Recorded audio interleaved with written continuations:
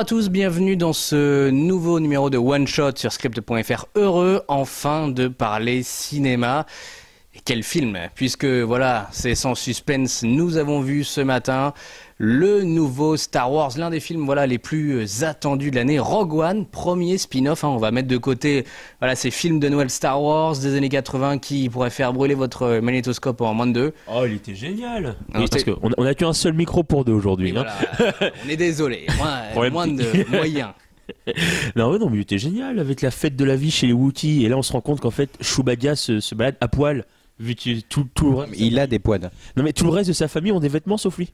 Le gars commence l'émission et il perd déjà de crédibilité. C'est une catastrophe. Avec moi, bien sûr, pour parler de Rogue One, Samir de Script.fr et Jeff d'Apnarève. Bonjour. Jeff qui, on ne le dirait pas comme ça, mais il a vu Star Wars, le premier Star Wars, celui en 77, à sa sortie au cinéma. C'est vrai. Oui, et puis j'ai vu le deuxième en Irlande. Eh ben voilà, c'est fou. Comme ça, on dirait qu'il a 20 ans, mais en fait, non.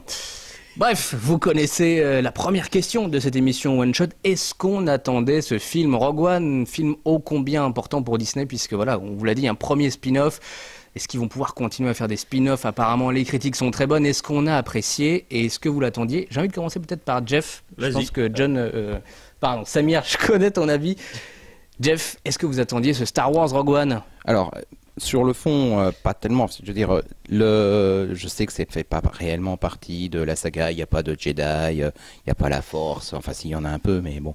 Apparemment, dans le film, il y en a qui l'ont pas mal quand même. Il y en a quand même ou qui espèrent l'avoir. Ouais, manifestement, ils l'ont un peu.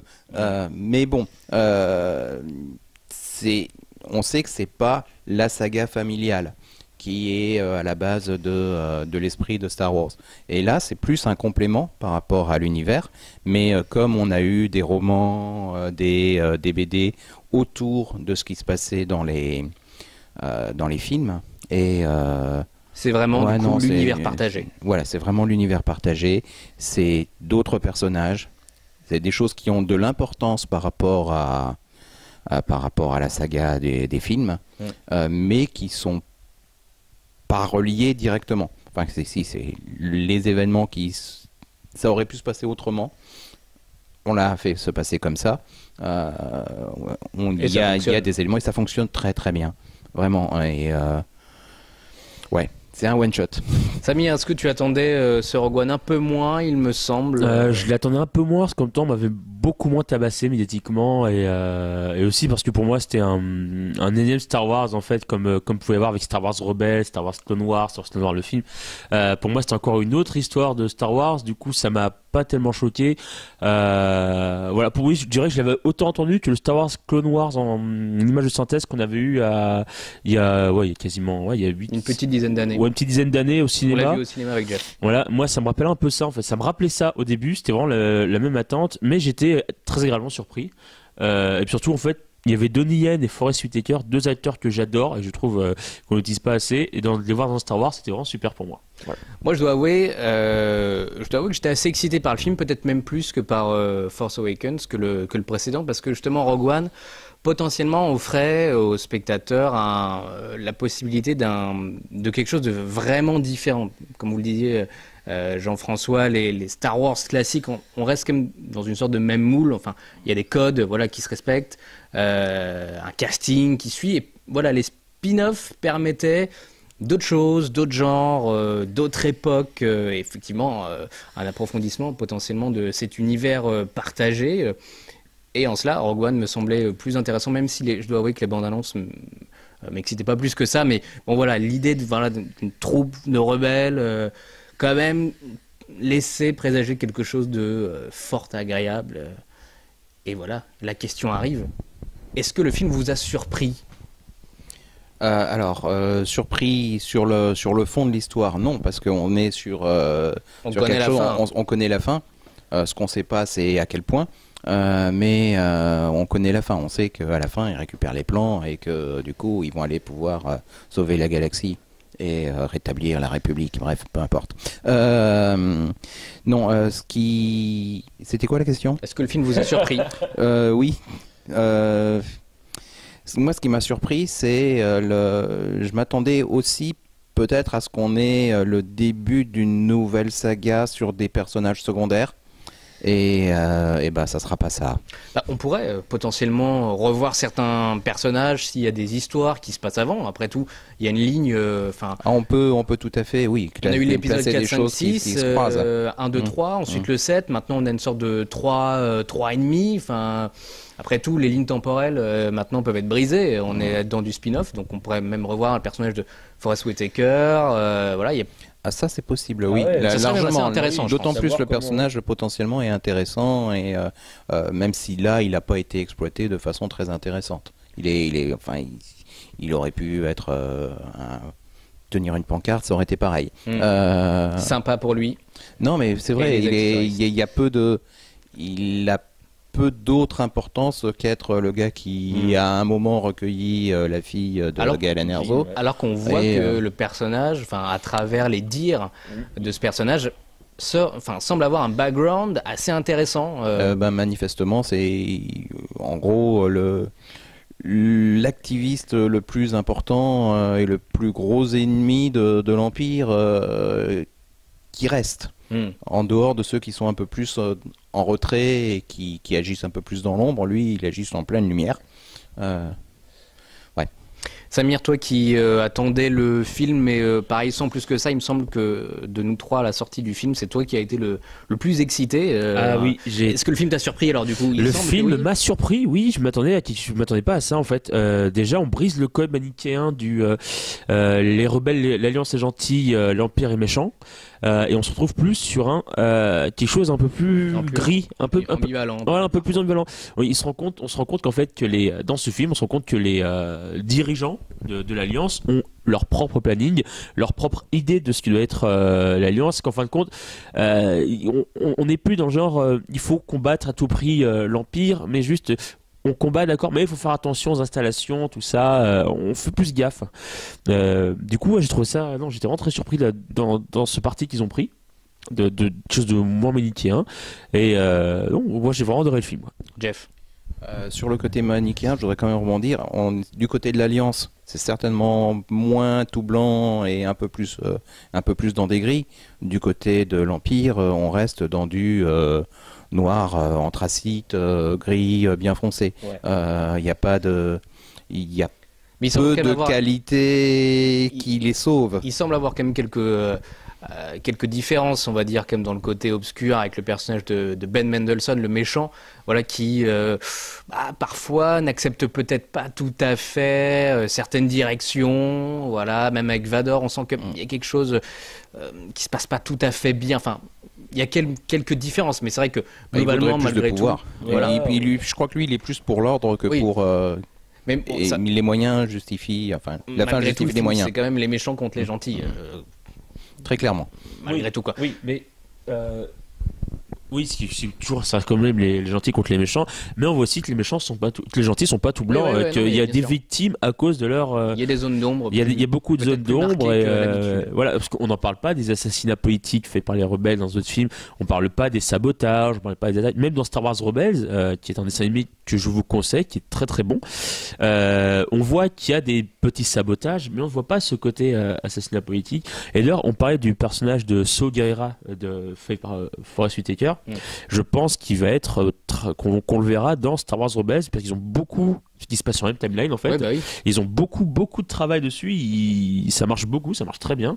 Et on a bien vu dans Clone Wars par exemple que le personnage du comte de Dooku et le personnage de Grievous étaient beaucoup travaillés dedans. On va dire les origines de Grievous dans Clone Wars, le dessin animé. Du coup, je pense qu'on est avec ce spin-off, on rejoint plus l'univers à côté qui a été créé par les séries d'animation que les films en soi. Donc je pense dans ça, et c'est là qui était très très surprenant. Et puis voilà, surtout l'ambiance générale qui était plus guérilla urbaine en fait que ce qu'on a eu dans Star Wars. Du coup, c'est pour ça que je peux comprendre, quand on voit la première moitié du film, on peut comprendre pourquoi à un moment donné dans la production ils se sont dit que ça faisait pas très Star Wars, qu'on était vraiment dans une guérilla urbaine, voilà, qu'on aurait pu voir dans La Chute du Faucon Noir ou autre. Justement, moi je dois avouer ne pas avoir été très surpris dans le film. Le côté film de guerre, voilà, m'excitait plutôt pas mal dans cette idée de projet et il a été respecté. C'est autant, je trouve que c'est un des gros points positifs, un gros point positif du film. J'y arrive. C'est que ce Star Wars fonctionne très bien, même si vous n'êtes pas forcément un fan de Star Wars. En fait, c'est un film à part qui marche bien. Il y a un univers, il y a un côté effectivement un peu plus sombre. Il y a des personnages, des seconds rôles que je trouve assez intéressant. Je vais pas dire attachant parce que je trouve qu'on s'attache pas à beaucoup de personnages et la fin du film fait en sorte que on s'attache un petit peu quand même à Jean. Oui, un peu, mais plus qu'à Finn par exemple. Il n'y a pas tellement de personnages finalement. Ils sont humains. C'est quelque chose que je trouve un peu perdu dans Star Wars, c'est le côté humain des personnages que je trouve un peu absent. Je trouve que l'Obi-Wan Kenobi est très humain dans les premiers, dans la prélogie, mais c'est l'un des rares dont je peux me rappeler une certaine humanité. Sinon, je trouve très plus fonction. Ils sont peut-être humains, mais moins touchants. Moins touchants, mais je trouve qu'ils font moins fonction. Peut-être. Ils font moins fonction. Bon, même à part Donnie Yen qui fait le chinois, qui fait des choses de chinois dans un univers intergalactique. Voilà, c'est pas du racisme, hein, c'est vraiment le rôle de Yen. Malheureusement, c'est le rôle du sage chinois que vous trouverez dans plein d'autres films dans ce genre, du sage chinois qui fait des arts martiaux. Voilà. Quoi qu'il en soit, c'était assez intéressant que tu parles justement de cette différence entre la première et la deuxième partie. Moi, c'est ce qui m'a un peu gêné dans le film, même si, encore une fois, globalement, c'est un film que j'ai apprécié. Je suis pas sûr que j'irai le voir une seconde fois, mais c'est un film que je trouve avec beaucoup de qualité. Mais il y a une première partie qui est assez longue, où il y a peu d'action. C'est pas le fait qu'il y ait peu d'action qui me dérange, c'est que ça tourne un peu en rond, ça parle beaucoup et le fait qu'en plus on s'attache pas vraiment à beaucoup de personnages, et à un moment donné je m'emmerde un peu et je sais qu'à un moment donné ça va péter et je suis plus excité dans l'idée de voir les combats qui restent quasiment, je trouve, vraiment de l'inédit là sur du Star Wars, les combats de fin, voilà, c'est vraiment excitant, c'est bien foutu. Mais la première partie est un peu longue. Jeff, peut-être du même avis sur cette différence. D'accord c'est pas le même rythme, mais on est plus au début, on est plus dans l'introduction, la présentation des personnages, des enjeux, de la situation. D'autant plus qu'on fait pas mal d'ellipses. Ouais. Et qu'on passe 15 ans en gros. Mais est-ce que parfois elle est pas un peu longuette, c'est-à-dire que des fois on s'arrête sur certains personnages, alors au final ça aurait pu aller un peu plus rapide. Il y a à contrario, on sait que à un moment il est évoqué qu'il y a une part d'ombre chez le capitaine Cassian, je sais plus quoi, Endor, et ça c'est pas du tout exploré. La seule chose qu'on sait, c'est qu'il fait la guerre depuis 6 ans. Enfin, depuis l'âge de 6 ans. Mais après ça, c'est le genre de choses qu'on voit qui sont plutôt implicites. On le voit dans son jeu d'acteur. Je trouve que le capitaine Cassandor est vraiment une réussite de ce film, en fait, interprété par Diego Luna. Parce qu'en fait, ça se voit dans son jeu dès le début. Ça se voit dans son jeu d'acteur, qui s'est implicitement dit qu'il a une part d'ombre, qu'il est prêt à tout faire pour l'Alliance Rebelle. Et moi, j'avais pas besoin qu'on m'explique qu'il avait fait des trucs dégueulasses plus jeune, parce que ça se voyait dans son comportement, dans sa façon d'être un capitaine. Ça se voyait qu'il avait fait des trucs dégueulasses. Et moi, moi, c'était très bien comme ça. Je m'en doutais, rien qu'en le voyant. C'est très bien comme ça, pas la peine d'en dire plus, pas la peine de faire de la surexposition. Jeff. Oui, d'ailleurs, on le voit dès le départ, quand il descend son pote. Voilà, parce que l'autre peut pas fuir, donc il le descend. Voilà, c'est cool.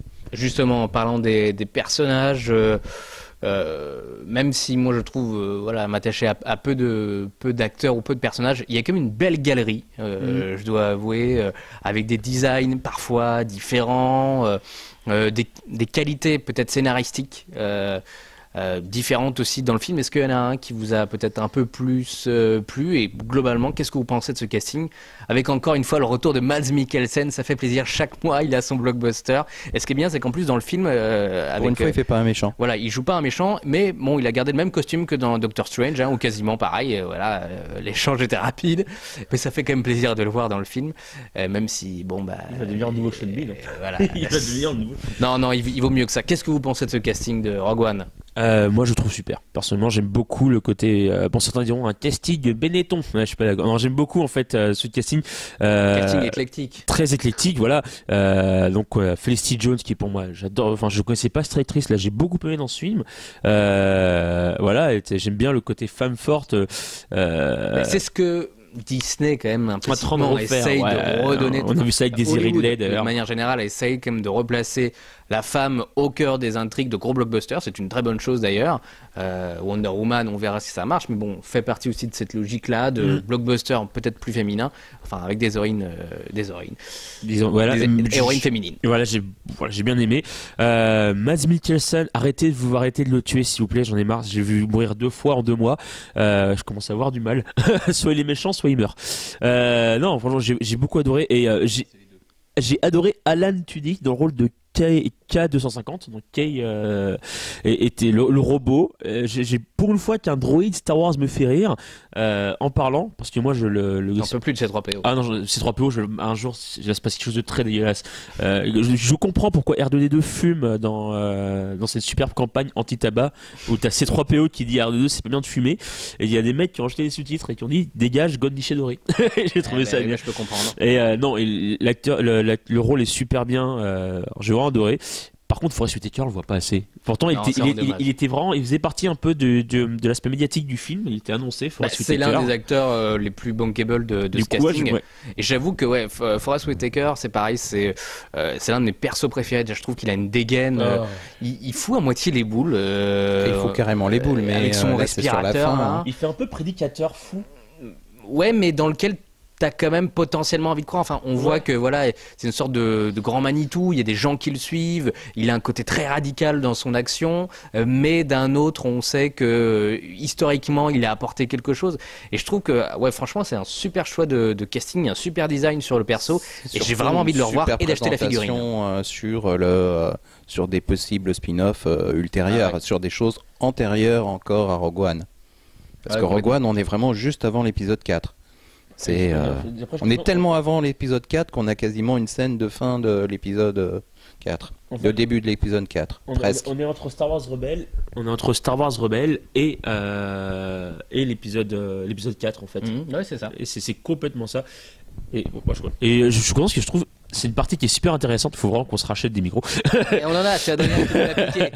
Ouais, c'est une partie de l'histoire qui est hyper intéressante, mais qui a pas beaucoup été développée. C'est entre le 3 et 4. Et bon, là, il y a la Initialement, série. il y avait aussi une série télé live qui était en projet, qui devait faire le pont entre l'épisode 3 et 4. Mais en même temps, voilà, tu peux faire tellement d'histoires aussi, même avec ce Rogue One, on me dit, enfin, il y a encore plein de choses qu'on pourrait raconter. Ben, ils ont laissé Plein tomber. d'autres points de vue. Ils ont laissé tomber. Le truc bien, c'est qu'ils ont laissé tomber les Jedi. Ils se sont dit peut-être qu'on n'a pas besoin des Jedi pour faire un film. Et ben résultat, j'ai beaucoup plus apprécié ce film que Star Wars 7. Jeff, est-ce que vous avez quelques personnages que vous appréciez sur ce Rogue One? Oui, moi j'aime bien Jyn Erso, c'est clair. K2SO, bref, je sais Le pas. robot. Le robot. Le robot qui vend les jouets. Mais qui vend des jouets et qui, à mon avis, va bien se vendre. Mais il est drôle. il est Et drôle, surtout, ouais. c'est l'un des rares droïdes qui ne parle pas comme un droïde. Oui. Oui, il est assez. Il parle comme il un est plutôt humain. humanisé. Ouais. Ouais. Et ça, c'est très drôle. Et puis, le chinois qui fait le chinois. Voilà, Alors, Donnie Yen. Parlons de son rôle. Chirutin. Parce que moi, Oui. Alors, je dois avouer que parfois je trouve. il y a la force quand même. Ouais, parce que Mais un peu parfois, trop, peut-être. Il est un peu ridicule quand même. Quand il marche sur le champ de bataille, personne. Franchement, c'est le seul gars aveugle qui marche sur, je sais pas, 50 mètres et qui se prend rien du tout dans la tronche. Alors, il y a un côté symbolique, je dois avouer. Il y a un côté tibétain. Ouais. Il y a un côté très bouddhiste. Parfois, c'est non. un peu too much. Tu vois, Voilà. autant une des premières scènes où on le voit, où il y a tous ces jeux de bâtons, ce combat au bâton, que je trouve plutôt chouette. En même temps, c'est Donnie Yen, hein. Non, mais exactement, avec quelques répliques assez drôles d'ailleurs. Autant à la fin, je trouve que ça décrédibilise un peu le perso. Il est un poil ridicule et c'est un peu dommage. Mais en fait, on est dans une symbolique. En fait, la force a toujours une symbolique un peu chrétienne, catholique dans les autres films. Et là, on a un côté de la force qui est plus retranscrit dans le côté oriental bouddhiste. Ouais, tout à fait. Ouais. Voilà, en fait, c'est ça. On est vraiment dans le côté bouddhiste, dans le côté limite shintoïste ou limite Shaolin. D'ailleurs, c'est un moine Shaolin, clairement. Ah, ouais. C'est un gardien du temple des cristaux de sabre laser à la base. Du coup, il est vraiment dans le côté, dans le côté Shaolin, dans le côté spirituel de la force, même qu'on trouvait pas ailleurs, en fait, qu'on trouvait pas dans ce film. Où avant, la force était une sorte de déité qui nous entourait, mais là, c'est quelque chose. On avait une force qui était autour de nous constamment. C'était vraiment spirituel. Et Voilà, c'est quelque chose qu'il apporte, mais malheureusement, il fait le chinois, il fait juste le chinois comme dans les films à l'américaine. Voilà, on voit le mec, c'est un chinois qui va nous parler de spiritualité chinoise en faisant des trucs cam chinois, en parlant de petits dragons scarabées comme un chinois, mais dans l'espace.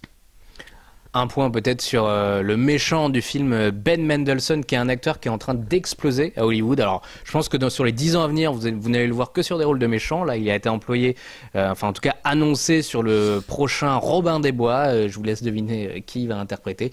Shérif de Buckingham. Exactement, voilà. Mais voilà, je trouve, moi, c'est vraiment un acteur que j'aime vraiment beaucoup, que je trouve assez intéressant en méchant. Il est pas caricaturé comme, voilà, il est humain, une sorte de commandant. C'est ça. Je trouve vraiment bien. Il était vraiment, j'ai beaucoup aimé ce qui était très humain. Il avait peur pour sa tête.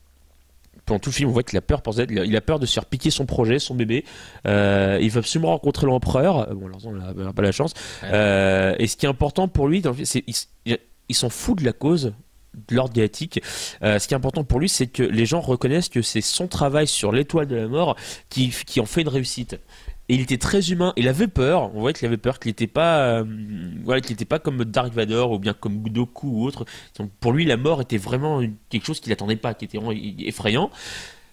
Et voilà, c'est pour ça que ça marche. Qu'il est humain. Personnage très nerveux aussi. Ah oui, très bien. Oui, très sanguin.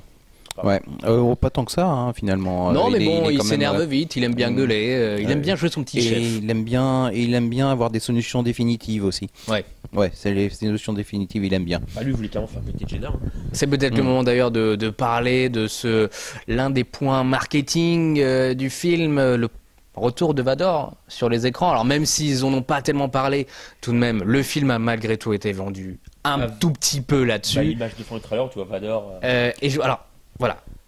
On va dire qu'il y a deux scènes, en gros, deux moments clés du film où on voit Vador. Je trouve le premier pas très intéressant. Franchement mal foutu. On dirait un mec qui est déguisé. Alors que la seconde partie est vraiment excellente. Surtout les quasi derniers plans de Vador dans le film sont vraiment chouettes. C'est un combat. Et un combat avec un Vador qui, contrairement aux épisodes... aux épisodes 4, 5, 6, on n'est plus du tout dans les mêmes gestuels. Même dans la posture. Même dans la posture, oui. C'est vraiment très différent. C'est un Vador similaire à ce qu'étaient les Jedi dans l'épisode 7, c'est-à-dire des machines inarrêtables. Mais je trouve que sur la première rencontre de Vador dans le film, déjà, bon, encore une fois, pour moi, ça sert à pas grand-chose. Franchement, c'était pas nécessaire. C'est vraiment du fan service. Bon, après tout, pourquoi pas. Mais mis à part le moment où on le voit dans le bassin, où là, c'est plutôt bien. Je trouve que la rencontre avec Ben Mendelsohn marche pas du tout. Moi, je trouvais que c'est le contraire justement. Ah ouais. Je trouvais qu'il fonctionnait très bien. Surtout que bon, les gens maintenant, c'est devenu un peu un gimmick. Le fait d'étouffer comme ça juste en pinçant. Là pour une fois j'ai eu Vador qui du coup étouffait du Krennic sans le regarder de dos, et ça marchait très bien. Et puis surtout cette scène de fin avec Vador, pour moi c'était vraiment le Dark Vador dans mes légendes, la force inarrêtable, inflexible. Les gens fuyaient devant lui, ils n'arrivaient pas à fuir, les gens fuyaient, personne n'essayait de l'affronter, c'était l'arrivée de la mort. C'était vraiment le cavalier de la mort. Même les scènes sont tournées un peu, j'irais un peu à la Alien. Enfin, il y a un côté très horreur où il y a ces soldats qui essayent de fuir, de se dégager de Vador et qui n'y arrivent pas du tout. Voilà. La porte qui est coincée, et Vador qui tue les uns après les autres, et on sent en fait, parce que cette scène où justement ils essaient de passer les données en sorte de relais, je trouve réussite limite merveilleuse. On sent le stress, on sent ils sont au dos au mur, on sent qu'ils sont à ça de tout perdre. Même si on connaît la fin, mais c'était magnifiquement retranscrit. Et puis oh là là, c'est l'apparition de Vador dans le noir, tu as juste le sabre laser qui bouge, cette façon d'utiliser la force pour je trouve que c'est l'une des réussites du film. Moi ce que j'aime beaucoup dans cette scène là, c'est qu'ils ont réussi à mettre Vador du coup au goût du jour cinématographiquement en fait. Ce que avait un peu peut-être parfois loupé Lucas dans l'épisode 3, et je trouve ce qui est moins le cas dans la première rencontre avec Vador dans le film. Mais voilà, à la fin, vraiment, il a vraiment de la gueule, c'est l'icône de cinéma, c'est le méchant, c'est vraiment le personnage qui fait peur, celui dont on n'a pas envie d'avoir en face. Ça fonctionne vraiment bien, ça fait plaisir. En fait, c'est la première fois qu'on a un vrai Vador au cinéma, puisque avant, dans l'épisode 3, c'est pas encore lui. Enfin, c'est pas graphiquement, c'est pas encore Ouais, lui. ouais, il est a encore pas sur la encore le transformation. costume. Il est encore avant. C'est encore Anakin, un peu. Et puis après, malheureusement, c'était une autre époque. Ouais. Donc, c'est moins crédible au niveau des combats. Là, on a quelque chose qui est du même niveau que les prélogies en termes de combat, mais avec Vador. Et ça, c'est tellement cool. Il y a beaucoup de critiques qui ont jugé le film d'une manière positive, hein, mais comme un film plus sombre. Est-ce que vous trouvez cet aspect intéressant sur le film? Alors moi, comme je disais tout à l'heure à Samir, je dois avouer que c'est peut-être un film que je conseillerais un petit peu moins aux enfants que ne l'était The Force Awakens. D'abord, je pense que ça les intéresserait moins parce que c'est beaucoup plus bavard, il y a moins d'action que sur les précédents. Mais est-ce que voilà, malgré tout, ce côté un peu film de guerre, ce côté peut-être un peu plus adulte, même la couleur de l'image est beaucoup plus sombre. Alors on l'a vu en 3D, ça n'a pas aidé, faut avouer. Est-ce que vous trouvez que c'est un aspect intéressant, habile sur le film? Moi je pense qu'il y a un aspect habile et surtout indispensable en fait, parce qu'on est vraiment inédit déjà et indispensable. On n'a pas le choix, on est dans une période de guerre, on est dans une période de conflit. Ils auraient pu adoucir. Mais je pense pas que c'était la volonté. Et je pense surtout ça aurait décrédibilisé. Je pense pas que c'était la volonté. Et surtout, je pense pas que ça aurait été du coup un énième Star Wars pour vendre du goodies. Là, pour moi, et j'ai l'impression, et j'ai pas du tout cette impression dans le 7, parce que pour moi dans le 7, j'ai l'impression qu'on balançait une fan service. Là, j'ai l'impression qu'on va raconter une histoire. J'avais enfin un film avec un milieu. Il est peut-être un début, un milieu, une fin. Le film est peut-être, enfin, moi je pense, à mon avis, plus cinématographique que l'épisode 7, effectivement. Mais l'épisode 7, c'est un objet, objet de cinéma presque à part. C'est un objet commercial plus que voilà. Oui, mais comme un film. C'est le premier chapitre d'une saga en 3. Donc forcément, il y a des choses qui sont posées pour la suite. Là, c'est pas le cas. Et là, on est sur quelque chose qui est un vrai one-shot, où il y aura, malheureusement, pour les personnages, pas de suite. Il n'y aura pas de Rock 2. Il n'y aura pas de Rock 2. Bref. Moi, je les ai quand même vus, toutes les figurines possibles et imaginables, parce qu'il y a des monstres partout, il y a une galerie de personnages invraisemblables. Les scènes dans le marché, elles sont géniales. Je me suis dit, mais ils vont faire combien de figurines là-dessus? Franchement, le marché, je me suis cru à Marrakech. J'ai cru que j'étais reparti au bled. Non, je trouvais ça super sympa le coup du marché. Là où il y a justement cette espèce de combat urbain où on voit plein de races. On voit encore une fois les deux mêmes aliens dont j'oublie à chaque fois leur nom qui se font bousculer dans tous les films. À chaque fois, ils se retournent, la même chose. Voilà, j'ai trouvé ça génial. Faudra un jour qu'on m'explique c'est quoi ce lait bleu qu'il y a dans tous les Star Wars. Jeff apparemment avait la solution, il nous l'a dit tout à l'heure. Du lait de yak de Virginie. Voilà. Si vous en trouvez, n'hésitez pas à nous en envoyer. Mais ouais, c'est vrai que moi, c'est une des choses que j'ai préférées dans le film aussi, c'est toutes ces créatures. Moi, c'est un truc qui est merveilleux dans Star Wars, c'est qu'il y a une imagination folle. Et franchement, être figurant et jouer à un gars, parce qu'en plus, ils ont des têtes mais inimaginables, quoi. Ils ont vraiment des gueules de cons. Mais c'est ça. Je dirais que ça adoucit parfois, ça donne des petites notes d'humour. Oui, parce que le film est dur. Là, il est un peu plombant. Et dur, c'est pas surtout quand tu vois le personnage de.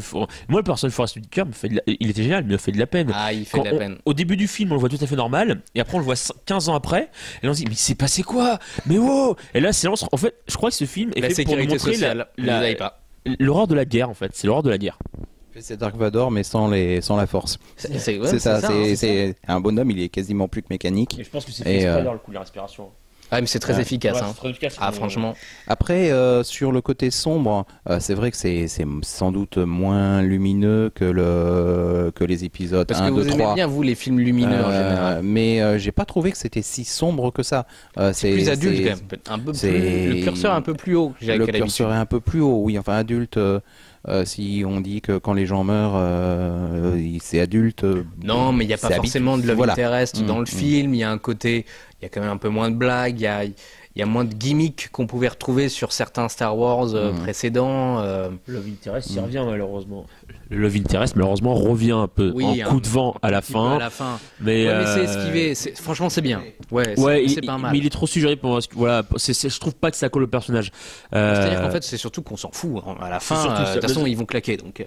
Voilà, de toute façon, Love Interest, tout le monde s'en fout. Faut un jour qu'Hollywood ils comprennent que dans ce genre de film, les gens s'en foutent de Love Interest. Ça dépend. Mais moi, je voudrais aussi un autre personnage de Body Rook joué par Riz Ahmed, donc, qui est le pilote qui ramène le message, qui lance le film en fait, le message sur les plans de l'or, que j'ai beaucoup aimé et pour qui j'ai eu beaucoup d'empathie. Ce côté rédemption qu'il avait jusqu'à toute fin.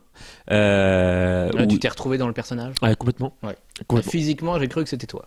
Salut, Ouais. Bah, tu sais, les effets spéciaux font beaucoup de choses. Hein. On a vu dans le film, il y a même des acteurs qui, ça se trouve, ils sont morts, on les revoit maintenant. Oui, voilà, comme le gouverneur Tarkin. Exactement. C'était pas très beau. Voilà, mais non, ce que je trouvais vraiment génial, c'est qu'on avait vraiment un côté rédemption avec, et j'ai l'impression que tous les personnages essaient de se racheter sur quelque chose. C'est vrai, ouais. Bah, c'est un peu ça, c'est un peu une bande de. C'est un peu la Suicide Squad de Star Wars, mais avec des vrais salauds. C'est ça. Sans Will Smith, mais avec Forest Whitaker. Ouais, non, voilà, mais de toute façon, Will Smith peut pas être partout. Et puis Forest Whitaker ne pouvait pas rentrer dans le costume de Deadshot aussi. Mais non, moi voilà, ce personnage, je trouve, qui est vraiment. Et en fin de compte, je pensais qu'il allait juste passer très très vite, mais on le voit le pilote, on le voit tout au long du film en fait. Il devient extrêmement important et c'est lui qui sauve la mise de 2 fois de suite à l'équipe. Et moi, je trouve ça génial en fait. Et ce qui est con, c'est que on va plus le revoir. Ah non, on verra plus personne. Allez, je vais quand même vous poser la question, mais je me doute de la réponse. Est-ce que vous conseillez à nos spectateurs de voir ce Rogue One? Non. non, allez voir Brice 3. Oui. Il est plus à l'écran. Ah non? Ah ouais? Non. Oui, non, je le conseille aux gens. Je le conseille même. Je pense qu'ils peuvent emmener leurs petits frères, leurs petites sœurs. Bon, faut pas qu'ils aient 10 ans non plus, hein, mais je pense que vous pouvez les emmener pour leur faire découvrir une autre facette de Star Wars. Plutôt Rogue One que Sausage Party, c'est ça que tu veux dire? Sausage Party, on y reviendra un autre moment. Mais oui, plutôt Rogue One que Sausage Party. Ouais. C'est parti. Voilà, non, Rogue One, non, moi j'ai trouvé vraiment bon. Il a mis des choses, surtout, j'ai un retour de ce qu'il y avait dans Clone Wars par l'équipe de Samurai Jack, le dessin animé. Ce côté un peu plus sombre qui était. Enfin, la nouvelle construction d'un nouvel univers étendu qui avait été balayé après l'achat de Marvel de Disney après l'achat de Star Wars par Disney. L'univers a été balayé et là il essaie de le reconstruire et je pense qu'on peut donner un coup de pouce. J'aimerais bien voir d'autres spin-offs plus que les films, parce que moi j'ai beaucoup plus apprécié ce film que le Réveil de la Force. Je pense que les spin-offs de toute façon seront plus intéressants. Jeff, est-ce que vous allez amener votre femme, toute votre famille à Noël Ah, même avant? Ah, d'accord. Voilà. Non. Dès tout à l'heure. Oui, je crois. Ah bah voilà. À moins qu'il n'y ait plus de place. Non, je pense que on doit quand même souligner qu'on est allé à une séance le matin et il y avait quand même pas mal de monde. Alors si on veut faire un point chiffre, les préventes en France de Rogue One sont l'équivalent d'un quart de celle de The Force Awakens. C'est un peu logique en même temps. Ce qui est tout à fait logique. Les comparatifs de box-office sur ce film seront de toute manière avec The Force Awakens tout à fait ridicules, je pense. Mais bon, ça montre quand même qu'il y a un engouement pour le film, donc c'est bien. Je pense que Après, il faut le comparer à des choses peut-être plus comparables, comme d'autres blockbusters. Je suis toujours un peu, moi... Faudra le comparer à Kong. Je pense que sur la longueur, il va faire un bon score quand même. Oui, bien sûr qu'il fera un bon score. C'est un Star Wars qui sort à Noël de toute manière. Aucun de ces films de toute manière ne peut être un flop commercial. C'est absolument impossible. Mais bon, c'est vrai qu'on disait en introduction de cette émission, c'est un film qui est important pour Disney, pour voir si l'univers de Star Wars peut s'étendre aussi avec des spin-offs et pas forcément avec des épisodes. Je pense que Rogue One le prouve. De toute manière, il y en a un projet sur Han Solo qui, le tournage va débuter au premier semestre de 2017. Il y avait apparemment un projet aussi sur Boba Fett avec Josh Trank qui a un peu coulé, mais qui, de toute manière, semble quand même dans les tuyaux. Donc voilà, Rogue One est une première pierre à un édifice qui semble peut-être même plus intéressant que les épisodes 7, 8, 9 et compagnie, si ils existent. Ça apporte quelque chose qu'on n'a pas encore vu, quoi, c'est ça. Surtout, la fraîcheur dans Star Wars. Déjà, surtout voir un film en fait qui se finit. Enfin, moi, c'est ça que j'ai bien aimé, c'est surtout que c'était pas genre falloir j'attends le 2 pour connaître la fin. Non, il y avait un début, un milieu, une fin. De toute façon, la fin, on la connaît depuis 77. Même si on la connaît depuis 77, c'était le fait qu'on m'ait raconté une histoire. On m'a raconté une histoire, et ça, c'était génial. C'est quelque chose que j'ai pas retrouvé du tout dans Star Wars. On m'a raconté quelque chose, et là, je suis très content, quoi. J'ai pas jugé une trilogie, j'ai jugé un seul film, et pour moi, le film est une réussite. Jean-François Buff. Sur le fait que ce soit un truc clos? Non, vous dites ce que vous voulez. Je dis ce que je veux. Moi, je vous recommande d'aller le voir, vraiment. Oui, je vous avais pas posé la question. Je ne sais plus. On ne sait plus. Mais oui, non, mais vraiment, c'est sympa, c'est sympa, je dirais pas ça, parce que le côté, j'aurais quand même bien aimé pouvoir récupérer un petit peu des personnages pour la suite, parce que c'est un peu Cash. c'est un peu dommage. Ouais. Un peu C'est dommage, vrai que c'est un peu dommage. et surtout, ça permet pas à Disney de capitaliser sur les personnages. Ouais, mais ils ont... Mais bon, c'est pas grave, ils en trouveront d'autres, et puis on aura de nouveaux héros et de nouvelles héroïnes Ouais, mais ils pour ont- lancer d'autres choses. Et puis, de toute façon, l'univers étendu de Star Wars, avant Disney, il existait, et il avait été extrêmement développé, et il y a plein d'histoires à raconter. Vraiment, en roman, en comics, il y avait énormément de choses qui avaient été faites, et il y a un matériau énorme hein, de Jeff, ce côté-là. Juste dernière question, est-ce que vous conseillez le film en 3D? On l'a vu en 3D. Personnellement, ça n'apporte rien, mais est-ce que Mais j'ai pas eu la sensation que ça Bon, bah, apportait énormément de choses, la 3D. Après, je sais pas, là je crois que je vais aller le voir non, c'était sans 3D, donc, c'était une question que à Jeff. Donc Moi, je voulais répondre aussi. Bon bah vas-y, Voilà. vas-y. Non. Bah voilà. Non, il fait chier, c'est pas possible. il y a quand même un truc qui me chiffonne depuis quelque temps, c'est que sur la planète, sur la fin, où ils sont censés être, il y a que des impériaux, il y a des impériaux qui sont avec les impériaux et que des gens qui sont d'accord avec eux. Mais comment ça se fait qu'il y ait des AT-AT, des AT-RT qui se promènent comme s'ils allaient se massacrer entre eux Ils sont le peut-être en reste du plan temps. totalitaire, de toute façon, Ouais, mais ça sert à rien. peut-être pour une potentielle attaque, mais bon, apparemment Oui, ça n'a pas mais- marché. Donc, Bah oui, et puis en plus ils étaient tous au même endroit. le garage elle était au même endroit, Jean-François. Mhm. Voilà, qu'il y ait des vaisseaux, ça me paraît logique, il faut sortir de la planète. Qu'il y J'avoue ait des que- Stormtroopers, pourquoi pas, mais C'est des. Ouais, bah, il y a plus de Stormtroopers que de civils. on posera la question à Gareth Edwards. Pas vu de civil, moi. Non, il n'y en a pas. Non, il n'y en a Ouais, pas, pas non, de- c'est une base en fait, de toute manière, Mm. plus ou moins une base. Oui, c'est une planète base. Voilà. Bref. Messieurs, merci beaucoup. Prochaine émission, bien la semaine prochaine. Ça sera Assassin's Creed. Encore un autre challenge. Est-ce que les jeux vidéo vont envahir nos écrans? Franchement, j'en suis pas bien sûr, mais bon, on verra la semaine prochaine. Messieurs, à bientôt. À bientôt. À bientôt. Et on se retrouve très prochainement sur scripté.fr. Salut. Avec 3 micros. 3 micros, peut-être même 4. Salut.